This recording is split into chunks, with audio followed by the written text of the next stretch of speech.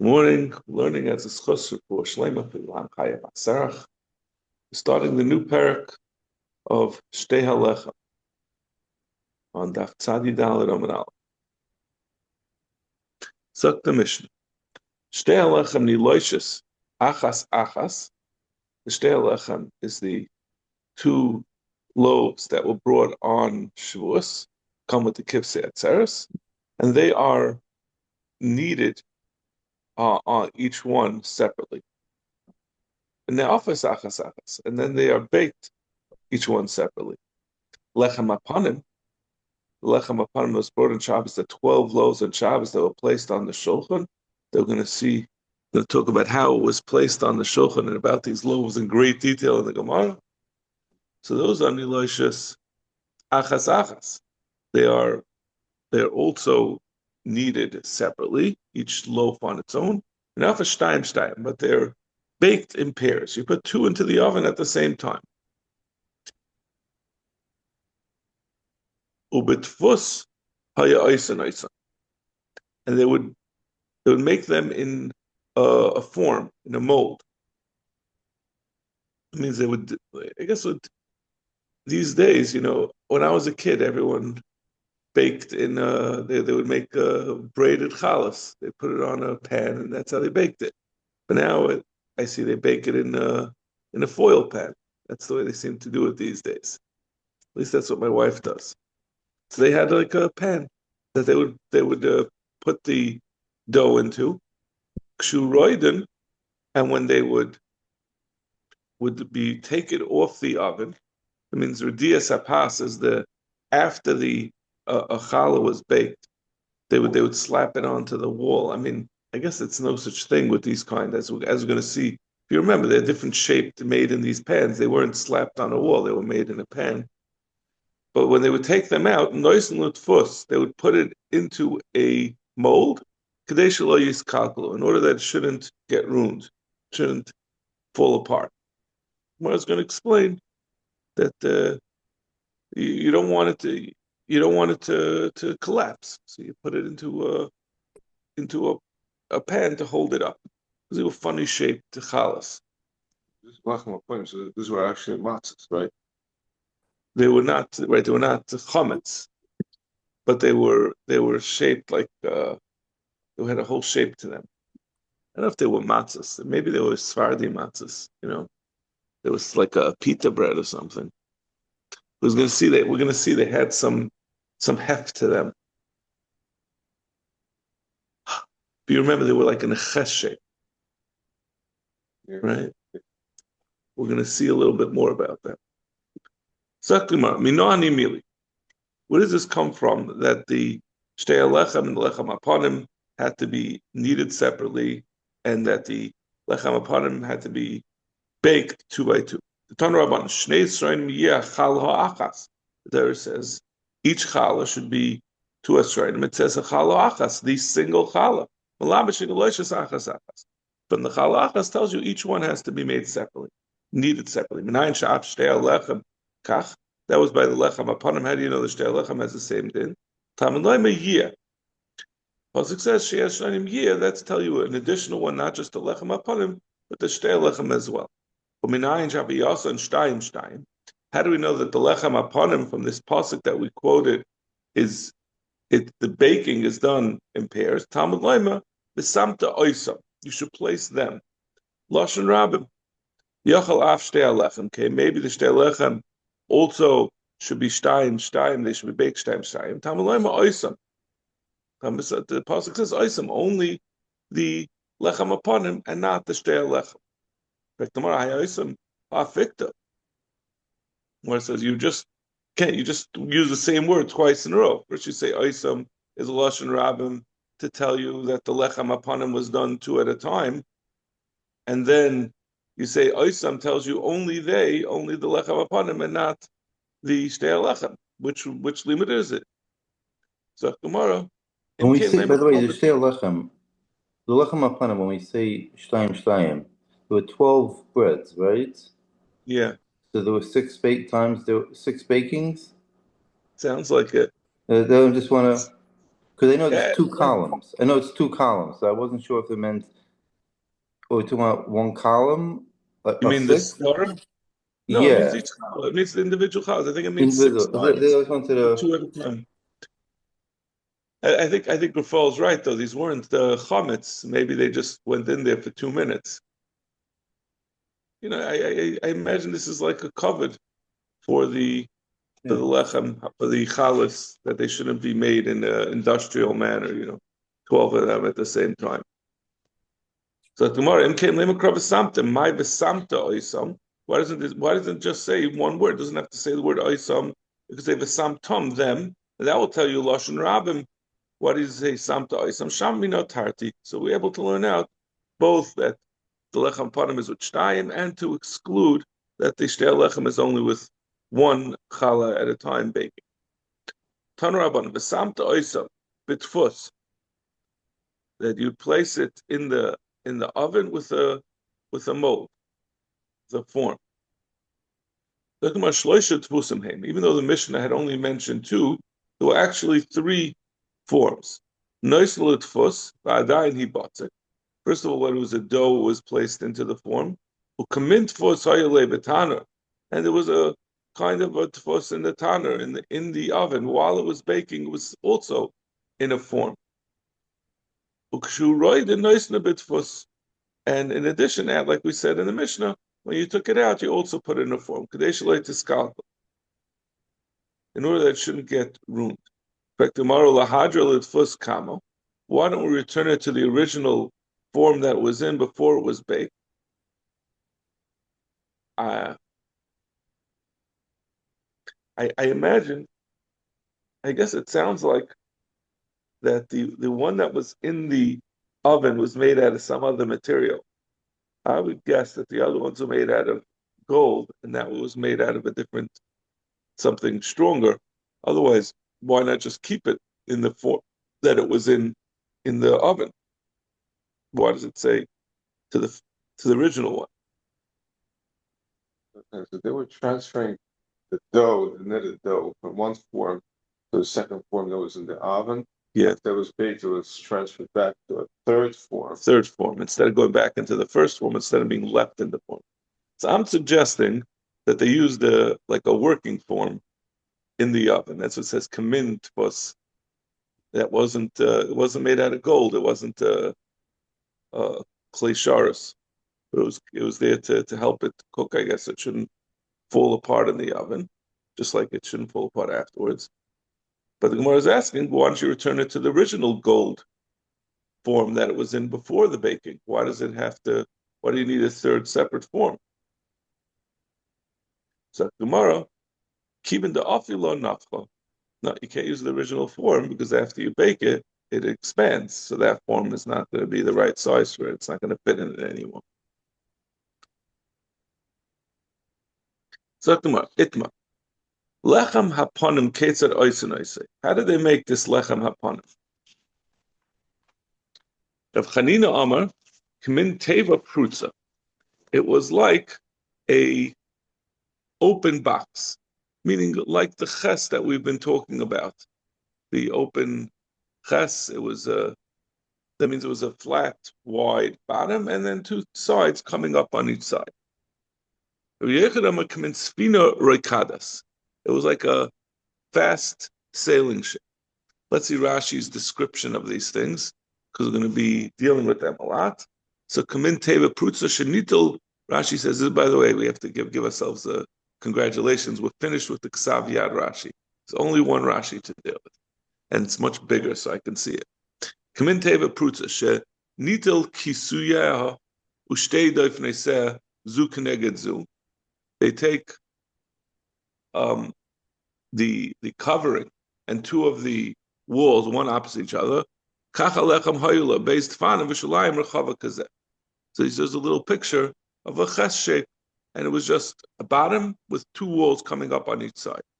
That's the teva prutza, the open box. Kamin sfina reikadis. What's a fast ship?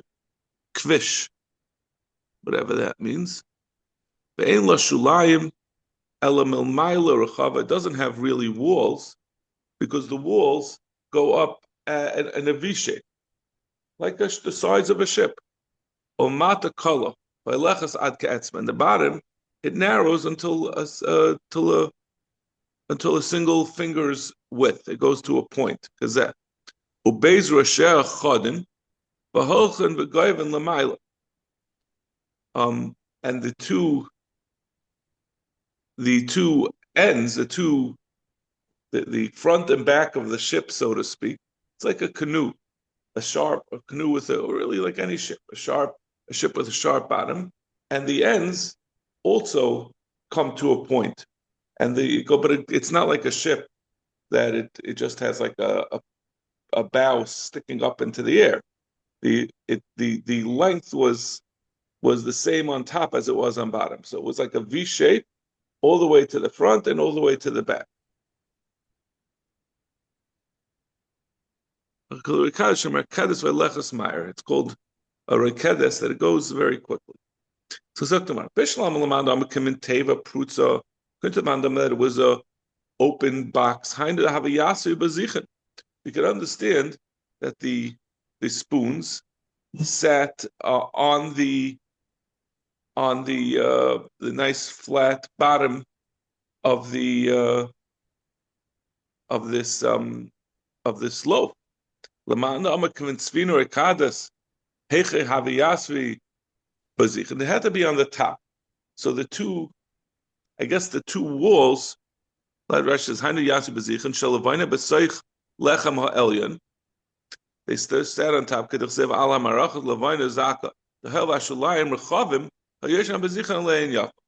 Since according to this, the walls were wide. That's why if you look at the picture, at least the picture I have in Rashi, it had to be on the top. It wasn't on the surface of the bottom of the challah. It was on those walls. So it seems the understanding was that the walls of the box were wider, so you could put it on that. But if you say that it was a sfina rekadas, that they didn't have really, it wasn't formed walls. They went up at an angle and they were thinner. It's not clear to me exactly why that's necessarily the case of a sfina rekadas, but I guess they had a picture in their head of what a ship looked like, and the ship had narrower walls than a box. So Heicha Havi Yasvi B'Zichen. And for the Gemara, Makon Avod Lahu, they carved out little holes in the side of not holes, but little niches in the side, niche in the side of the walls of this challah boat that could hold the spoons. That it was an open box. Could understand that they had these half tubes that they would put in between each layer. There was 6 challahs, one on top of each other, 2 stacks of 6 challahs. They would put 3 konim between every set of challahs. So if you had 2 walls, you had a box, and each side went up all the way equivalent on both sides. So you put a stick on each, 3 sticks, one in the middle and one at each end, and they were held up by the walls. But if you're saying that it came to a narrow tip, both in the front and the back, so you could put a stick over the middle part. But how did you balance a stick in the back and the front, where the challah came to a point, right? Like our challahs are shaped in an oval shape.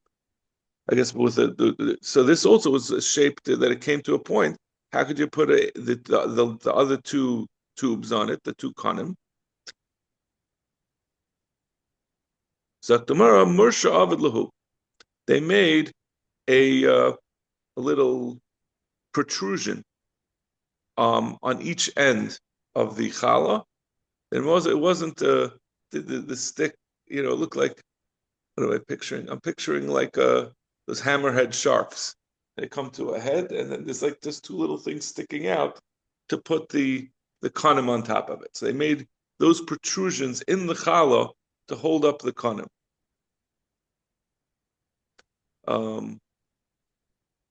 Bishlam Lamanda Amakamin Teva Prutza, according to the Mandama, there was a box, Hainu de Samchile Sniffen.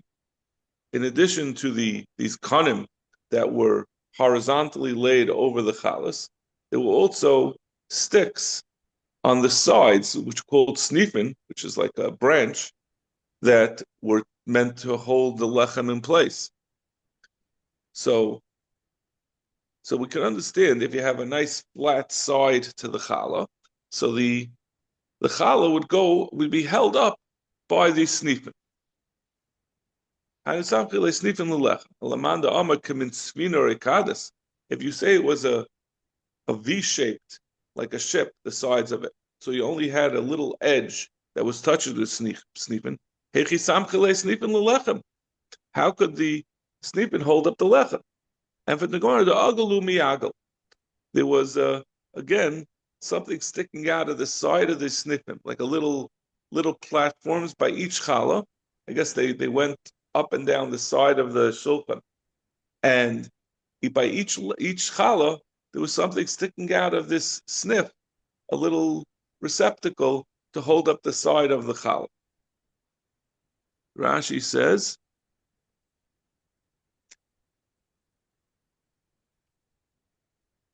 the aglu miagal, Rashi, it's all the way toward the bottom. Ein asnifin oimdim skufin. They were not straight up and down. They had a little a half moon or a half circle, kazeh, with a picture. And that half circle would go underneath the bread to hold it up. It's a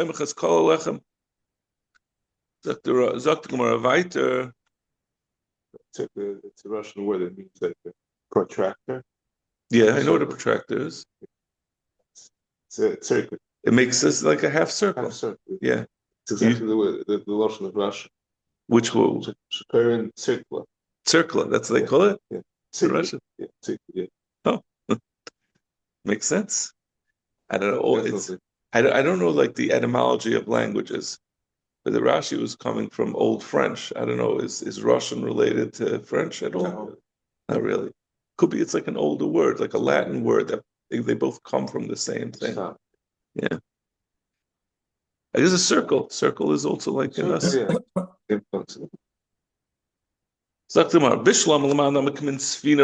Now we're finally asking on the other one. According to Mandama, that says it was this boat-shaped challah. That's why you need these branches to hold them up. What did you need? What do you need these branches for altogether? It's once they sit solidly one on top of the other. You have these nice full walls on each side that were thick, and there was enough for the I guess the tubes that were holding the next challah to sit on top of it. So what do you need on the sides to hold it in place? So Gemara Agav Yukrav the Lechem Talach. So because of the weight of the chalas, they would collapse if they didn't have support from the side. Even though the shape was the good shape, but they also needed support, so they shouldn't fall apart. Bishlam al-Mandama Kamin Svina Rekadas. According to the Mandama, that says the challah was shaped like a ship, like a canoe-shaped shape. Snifin al gabi shulchan menachos. So then, the way they would do it, you had these sticks with all these little half circles to hold up the chalas, and then in the bottom there'd be something sticking out. It would go on the shulchan because since the challah was a V shape, the bottom one didn't cover the whole shulchan, so you could just put something on the shulchan. You make like a little something sticking out of the snip, a flat thing that would go on the shulchan to hold up the snip. El Lamanda Amar Kaminte El Lamanda Amar Kaminteva Prutza, according to Mandam, it was a flat, wide challah. So the challah was the same width as the shulchan. There was no space on the shulchan to place these snippin. Snippin have a manachlu. Did they put it all the way on the ground? The Gemara it wasn't on the surface of the shulchan, it was on the ground. The Amar of Abba Mamal, the Divrei Omer Kamin Svina Rekadas, Snifal Gabe Shulchan Nachon. According to the Mandama, that the chalas were curved on the bottom, They were diagonal, so you had room, so you could be able to put the snifin, these supports, on the shulchan. L'divrei ha'omekim in teva prutza, snifin al gabe karka. They were placed, according to the man, it was like a box, it was placed on the ground. Kman hazal ad amar Yehuda. Alechem ma'amid as hasnifin, v'asnifin ma'amidin as alechem. The lechem would hold up the snifin. That means since you had these curved chalas, and you were able to put the support for the snip underneath them, so the challah would rest on top of it, and it would hold it in place. And it wouldn't be a chatzitza; it would still be directly on the part. The point of the challah would still be on the bottom on the shulchan. And vasnipa midin is alechem, and they would also the snipin had those little protrusions, those half circles to hold up the challah. Command come in Svinurikadis. That only works according to Mandama. It was a Svinurikadis, but according to the other Mandama, that it was a box, the snifin went all the way in the ground. They weren't held up by the chalas. Meisve, come in Kaveras Hoyala Betana. There was something similar to a basket that they put into the Tana. Bedoima come in Tavla Merubas. It was like a square tablet. So then that's what they put the challah into. That we had mentioned it was a form that they put the challah into, or a mold. So that's what they used in the Tanurs. That sounds like it's a square tablet. That sounds like the svara that the challah was made out of, the sheet that it was made out like a box, not like a ship. So it says no, it doesn't mean that the actual form was square, was a full-fledged square, but just the top was wide open like a square tablet. It doesn't, but it was just it was wide open on top, but on the bottom it narrowed like the shape of a ship.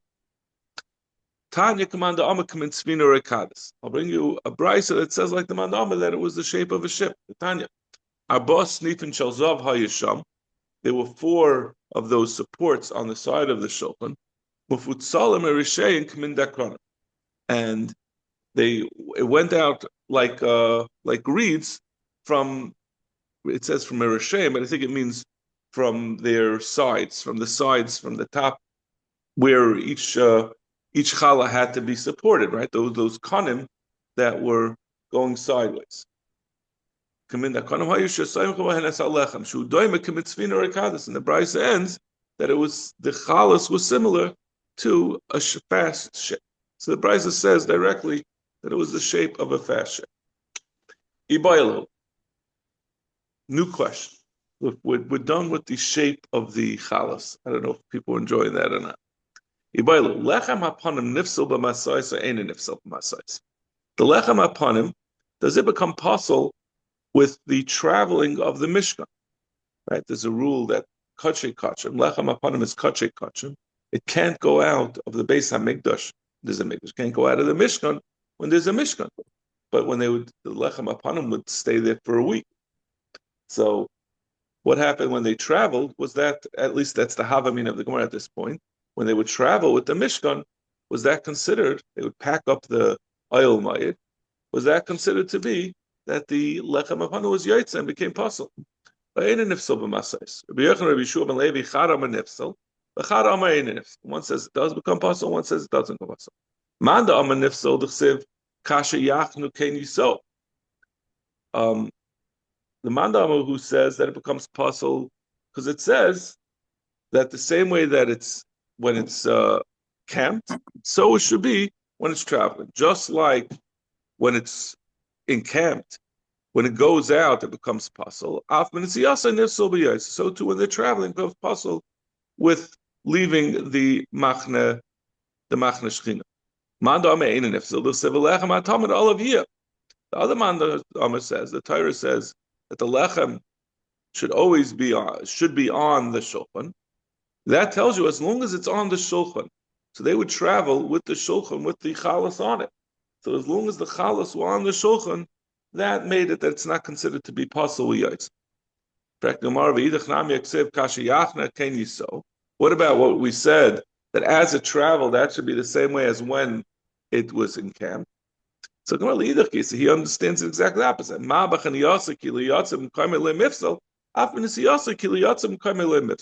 going to tell you exactly the opposite. As long as it remained on the shulchan, that mandama will understand. It's telling you that it's not going to become possible, just like as long as it stays in the mishkan during the when the machnas stopped, it doesn't become possible.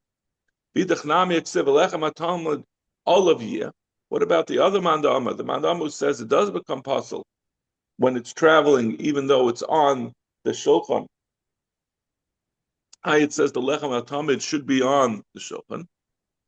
Gemara says that's not a good kasha. So we're going to have to understand the machlokes different. El kiyasar of dimi amar. So according to this first pshat, the machlokes was whether if you leave the lechem hapanim on the shulchan while traveling, is that considered to be a yaitza that was yaitza and is possible? El kiyasar of dimi amar. Everyone will agree that if the chalas, the lechem hapanim chalas, are on the shulchan as they're traveling, it's not going to become possible. Like we said, the pasuk says, "Olav yeh." We're talking about where as we know, on Shabbos, the kahanim would take off the challah to eat it. So what happens if they travel then after the chalas were taken off of the shulchan? So let's see the Tosfos. No, it's too long. The Tosfos. Sorry, not the Tosfos. The Shita Mekubetzes. Kipli Yimasulik. Pirsa Kuntris. Shishalku b'Shabbos. They took it off on Shabbos to eat it. B'Sadru b'Sidroi Acha v'Leispiku Lechel Oisam Achiniso. They put the next lechem upon him onto the shulchan, but they didn't have a chance to eat the first ones until they traveled. Uksas Kasha. Dal Kachach b'Shabbos Loi Nasu. Shem Isur Haitzah Mechamer. Not let it travel. They didn't travel with the Mishkan on Shabbos. So what was this case that we're talking about? That they traveled on Shabbos, that they didn't have a chance to eat it. We're talking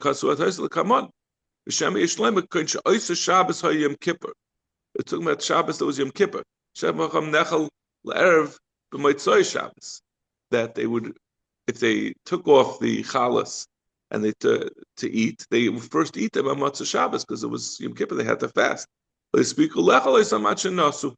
then on Matzah Shabbos, they started traveling before they had a chance to eat it. Just thought that was an interesting shot from the Shita to go very. It's a good question, and it's a very specific answer. It's a very specific case. So Manda Amar Nifso, the Manda Amar who says that it becomes possible when you took the challah off the shulchan, even though it's still in the Machna Leviyah. The Leviyah are the ones who are carrying it. The Sivkashi Yachnu Keso, Ma'abach Niyasa, Nifso B'Yaitza, Abn Niyasa, Nifso B'Yaitza. That just like it's possible when it's encamped, it's also possible when it's traveling if it's not in the shulchan. Lamanda Amar Nifso, the Sivinasa Oil Mayit, Afel Pisha Nasa Oil Mayitu. He says that the pasuk says, "Nasa Oil Mayit Machna Leviyah B'Seicha Machnas." The oil mayid, so to speak, was traveling with the Machna Leviyah. So the Machna Leviyah, as long as they were in that area within the Machna Leviyah, where the oil mayid, that's considered to be in the oil mayid. What does he do with the first pasuk that says that when they traveled, it was like when they were camped? Like we said before, so just like when they're camped, as long as you don't leave the Mishkan, the oil mayid, it doesn't come possible. The same thing while they're traveling. It says that the oil mayid, in a certain extent, was traveling together with the Yidden, so that why isn't it considered that it's still in the oil mayid? So that's not talking about the lechem upon him and the din yaitza and what's considered. It's telling you that the oil mayid traveled, the Machna Leviyah traveled in the formation. It remained in the middle. That there were the four different flags or machnas, four groups of three shvatim each, with the Nevi'im in the middle, was telling you that their placement in the formation was in the middle. And he says that it comes out from the pasuk. You don't need this the Nasa Oil Mayid. It says Machna Leviim b'Soich HaMachnas. It says that the Machna Leviim went b'Soich HaMachnas. That tells you that it went in the same formation. Meisvei b'Shas Siluk Masois. At the time that the Masois traveled, Kachim Nisalim b'Yaitza. Kachim become puzzled with Yaitza, with the din of that they were Maitzi, that they went away from theirs. They were Yaitza outside of the Kodesh. B'Zav Mitzrayim Mishtalchim Chutz L'Mechitzasim. But even though that's the case, the Zavan and the Mitzrayim that are not allowed to go. The Zavan and the Mitzrayim go out mechutz lemechitzasan. They're allowed to go into the parts where one would have called the Machna Levia that they're supposed to go out of. They are not kept. They are not restricted because it doesn't have the din of kodesh. But in any case, we said b'shasilik matzayit kachin usal my lav afilu lechem apanim. L'chayr it's saying even the lechem apanim becomes possible. It's like the Manda Amar who says that it doesn't retain it's possible b'yaitza. The Gemara loy bar mi lechem apanim. It's not talking about the lechem apanim. It means other kachin. Look at my manasha. Eil mayid dafka hu afilu kachim nami. If the eil mayid is it means only when there's an actual oil mayid and not while they're traveling, then other kachim should not become. I'm sorry, if it's always considered the oil mayid as they're traveling, then other kachim also should be kosher. It shouldn't be possible yaitze. The oil mayid lab dafko afilu lechem apanim. Then the lechem apanim also should become possible. Elki Asa Rabin Amar b'mis. Elki Asa Rabin Amar b'misuda. Umar Amar b'misul. V'loy pligi. He says this whole thing was a mistake. There was never really a machlokes. Everyone agrees, like we said before, that while it's on the shulchan, it doesn't become possible. The Manda Amar says that it becomes possible b'yaitza. That's talking about where he took it off of the shulchan. The Manda Amar says it's kosher. It's talking about where it was still on the shulchan. And everyone agrees that as you're traveling, it loses the status of the oil mayid and it will be possible b'yaitza. Amar Abaya Shmami no yesh siluk masois b'layla. This proves to us, Rash, the Gemara's understanding that the two times that they traveled either first thing in the morning or the beginning of the night. So it must be that they traveled at night. If you say they never traveled at night, they always traveled only first thing in the morning. Amos midli litzafra. When did they pick up the chalas to eat them? They picked it up during the day, right, on Shabbos, by sometime over Shabbos. So if it was already waiting for the next morning, Mario Mishum Yaitza, why we're saying it's Asum Shem Yaitza? Typically they have Salei Belina. It's already the next morning, and the lechem upon him has to be eaten by the end of that night. What do you need to bring to this complicated raya that the Yidden traveled both at night and at morning? It says it says they traveled both by day and night. So maybe that means that they could travel both at night and day once they left in the morning. I might say that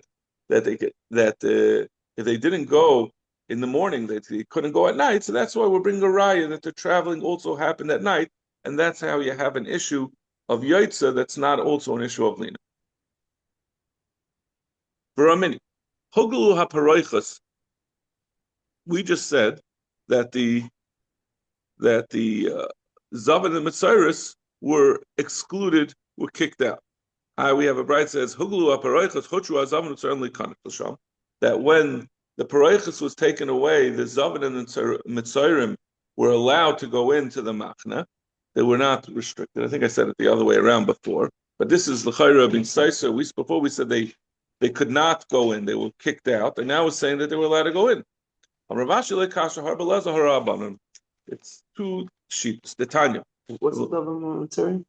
The Zavan, when they would travel, Yeah. right? The Zavan Mitzrayim kicked out of the Machna. They had to leave. The people, the actual Mitzrayim and a Zav. They had to leave. They had to leave the Machna. Yeah. To go out. But as they were traveling, there was no Machna Levi anymore. No separations, no partitions. Yeah. So, okay. Well, at least the first Mandama said as they traveled, they did have to go out. The first Brisa said, right. They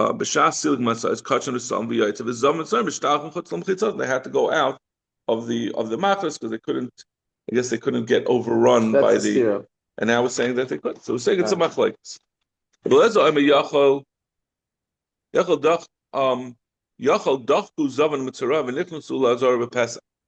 a case where Roiv of Klal Yisrael was Tameh, and therefore was Tameh Tumas Meis. But the din is that you bring the carbon Pesach betumah, but that is only a heter for Tumas Meis. It's not a heter for Zavan and Mitzrayim. But even so, the Zavan Mitzrayim, in spite of that, went in and they went into the Azara to bring their karbanos. Pesach that was Roiv Klal Yisrael was Tameh, so it was brought betumah. Yachal yu chayavin. Maybe there should be chayav karas for being nichnas lazar, since the heter of bringing the carbon and therefore the heter to go into the azara betumah was only for tumas meis and not for zavan and matzaris. Talmud Leimovich b'yishalchu min hamachna kol tzarua b'chol zav b'chol tomei lenefesh. The Torah puts them all together. It says you have to send out of the machna a tzarua and a zav and a tomei meis. B'shash a tomei meis and mishtachan zavan and matzarim mishtachan. And they're only sent out at the time. The Eliezer says that at the time the Isser of Zav Mitzrayim only applies when there's an Isser of Tamei Mason. Now, Rashi says we see there's a limud that there was no Tumas Mace, there was no Isser Tumas Mace in the Mishkan from the Machna Levia in the midbar. So, as Rashi says in the middle, the last wide line, the Tamei Meis mutter likanas b'machna levia d'chsiva yikach Moshe's atzmis Yosef ima b'chitzasa, that the atzmis of Yosef were taken in the machna levia. If you could have a mace, obviously Tamei Meis can't be awesome. You wouldn't keep a mace, you wouldn't keep Yosef's atzamis if a mace was not to be there. So we know that Tamei Meis were allowed in the midbar. So according to Rabbi Eliezer, there was no Isser for the Zavan Mitzrayim. So that's why he said that they were not sent out. Okay, we'll stop over here. We'll start the Mishnah B'Esem Matzah Shabbos. Why was it only on Shabbos? But I was confused when it said that they took it off or they left it on, right? They took off the lechem upon him to eat it on Shabbos. That's the time that you put on the new lechem upon him and you eat the Wednesday, and like the question is like, did they mistakenly take it off and like to pack it up? It's only like no. We're talking about everyone agrees that if it's on the shulchan, it's good. In this case, they took it off. They didn't. We're not discussing a case where they took it off when they weren't allowed to. Yes, they didn't do that. Right, so they took it off on Shabbos for a reason, with the proper time, which is when they always took it off. Which is what, Friday night, right when Shabbos starts is when they take it off? That's the way it works? No, Shabbos day. I think we saw the more early. It was Shabbos morning. Right. So then, what was the whole thing about the night? I mean, they took it off. So the issue is that they took it off by day, and we said that would it become puzzle from traveling, right? From Yaitz. Now the problem is they don't travel on Shabbos. So what are we talking about? So before we get to we don't travel on Shabbos. So then they started traveling. So the question is, when do they start traveling? If they start traveling Matzah Shabbos, so then we could understand when they travel Matzah Shabbos, it's going to puzzle it's going to be Yaitz at that point. Yeah. But if they don't travel till the morning, it's going to be Lina anyway. So what do we care whether it's Yaitz? It was Shabbos, Yom Kippur, they couldn't eat it till the night, and then that's And then we come to the question: could they travel at that point? If they travel at night, so then it's okay. So maybe they could eat it an hour after Shabbos, and it's still not lina. But then you have a question of yaitza. Was it yaitza when they were traveling? That hour of travel. Got it. Thank you. Okay. All right. Oh, walking and eating, Yeah. like we do.